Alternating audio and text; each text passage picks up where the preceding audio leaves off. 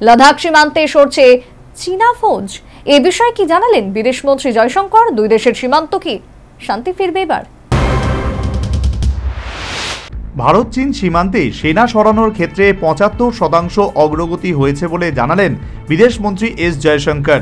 এই বিষয়টিকে ইতিবাচক বলেই মনে করছেন তিনি। উল্লেখ্য, গালওয়ানের ভারত চীন সীমান্তে দুই দেশের সেনার সংঘর্ষের পর থেকেই পরিস্থিতি উত্তপ্ত হয়ে রয়েছে।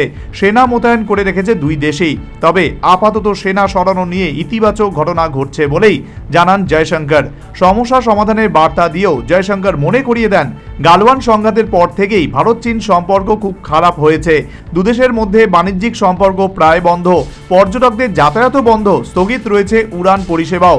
সূত্রের খবর, বিমান পরিষেবা শুরু করতে ভারতের কাছে একাধিকবার দাবি জানিয়েছে চীন, কিন্তু সেনা সরানোর প্রক্রিয়া সম্পন্ন না হলে বিমান চলাচল শুরু করতে চায় না নয়াদিল্লি।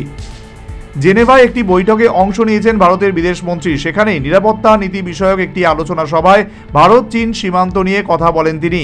যে কোনো সীমান্তে সেনা মোতায়েনের মাত্রা যদি বেড়ে যায় সেটা যথেষ্ট দুশ্চিন্তার বিষয় বলেই জয়শঙ্করের মত। গালওয়ান সংঘাতের কথা মনে করিয়ে দিয়ে চীনকে অবশ্য খোঁচা দিয়েছেন বিদেশমন্ত্রী।